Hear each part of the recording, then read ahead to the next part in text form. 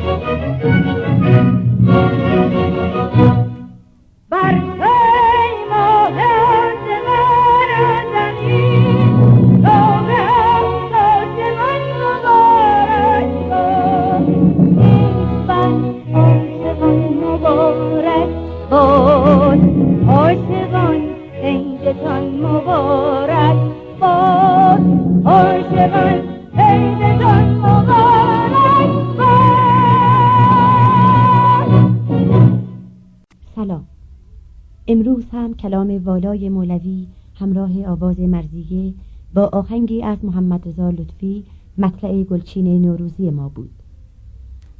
27مین برنامه گلچین هفته را در اولین جمعه سال نو به عاشقان موسیقی ایرانی تقدیم می‌کنیم.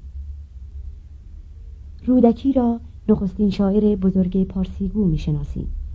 از این استاد شاعران چند رباعی با صدای نادر گلچین می‌شنویم.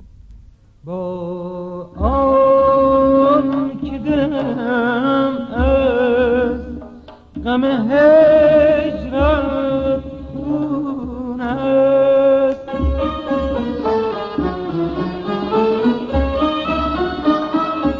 با آن که دلم از غم هجرت خون است،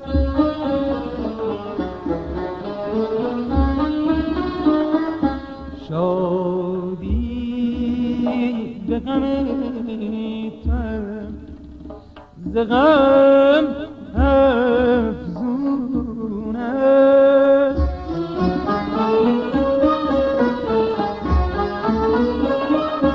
شادی به غم تن ز غم افزون است.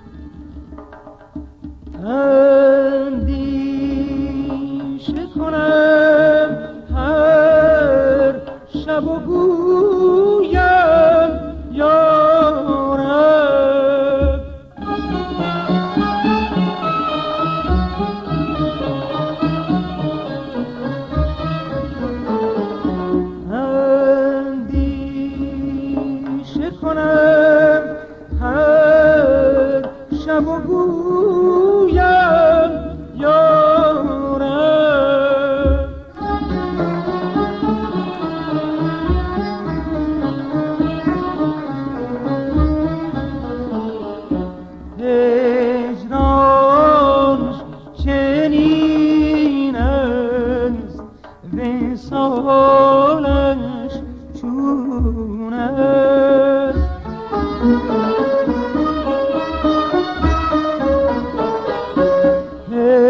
هجرانش چنین است، وصالش چون است. گروه شیدا رنگ اصفهان ساخته درویش خان را برای یکی از ترانه‌های قدیمی را که میشنویم شور و حالی خاص خود دارد و اگر در احیای آنها همتی نشود بیم آن است که یکسره به فراموشی سپرده شود. به این ترانه زیبا با تنظیم فرامرز پایور و صدای شجریان نخستین برنامه نوروزی گلچین هفته ترانه بیرجندی عزیز را با صدای سیما بینا شنیدید. یک بار دیگر به این ترانه زیبا گوش بدهید.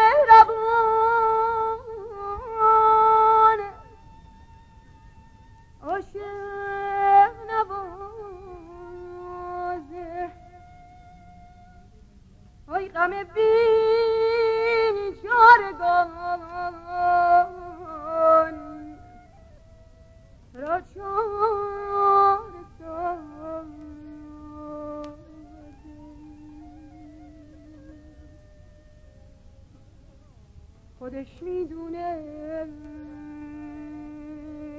چون تنهای تنها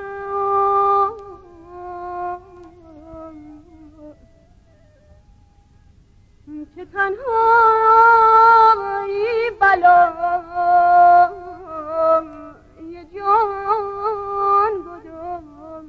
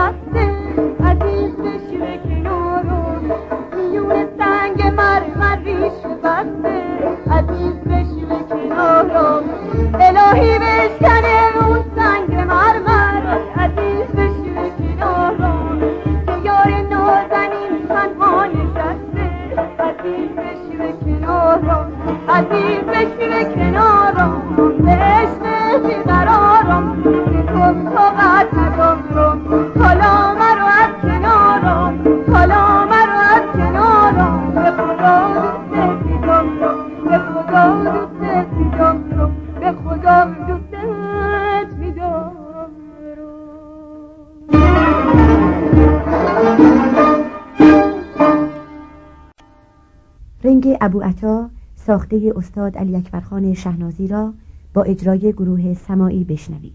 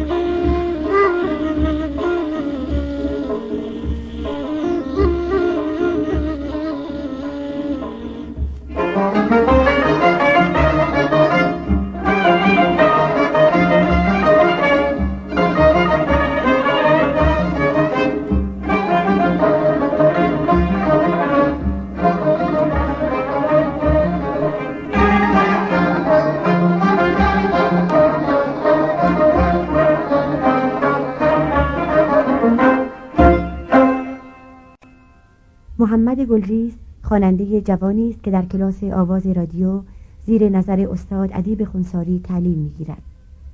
تصنیفی قدیمی را با صدای محمد گلریز به همراهی گروه شیدا میشنویم و توفیق بیشتری را برای این خواننده جوان آرزو می‌کنیم.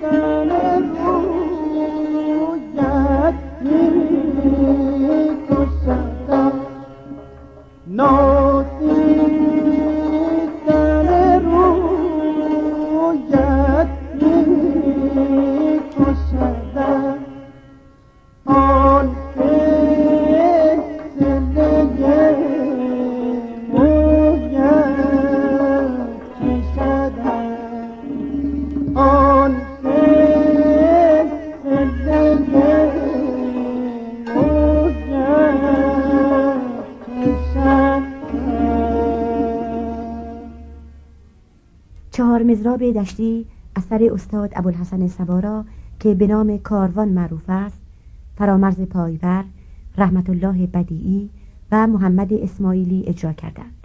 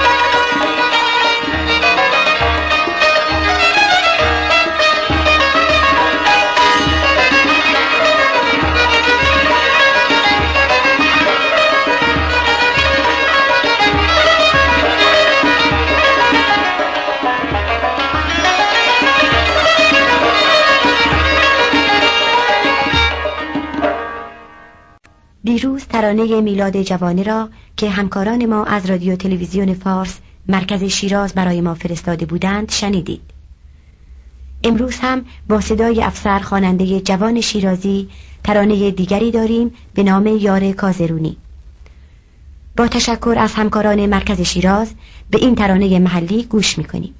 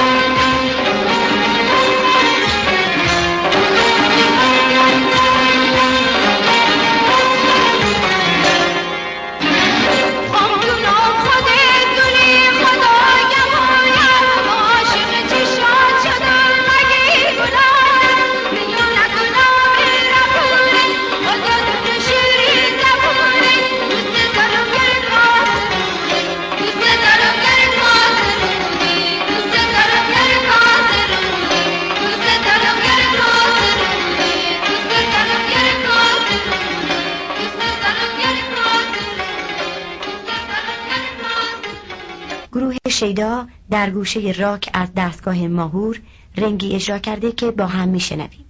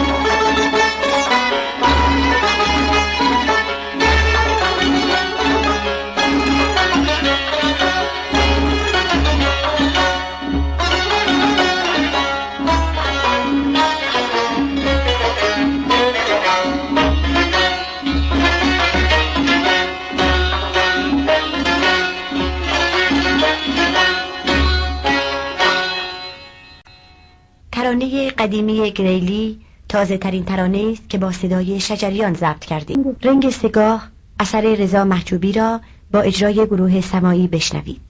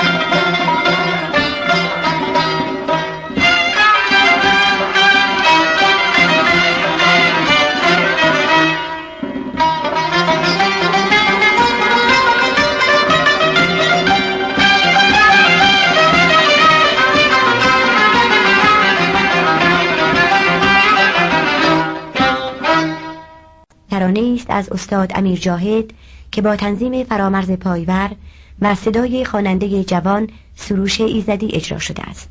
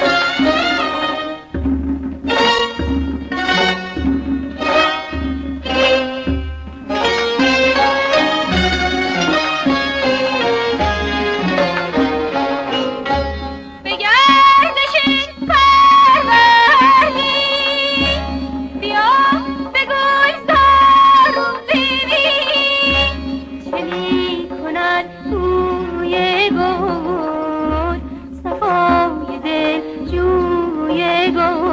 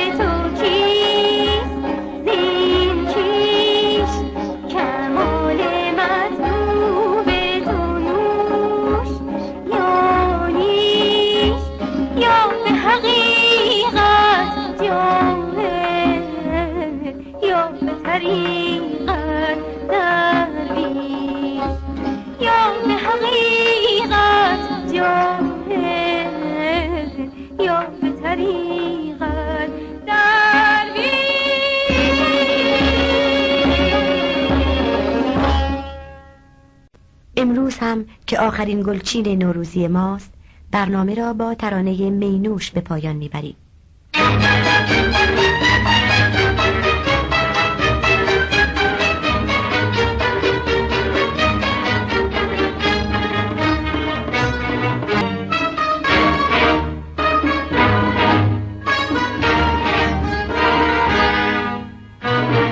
آخرین برنامه نوروزی ما به پایان میرسد.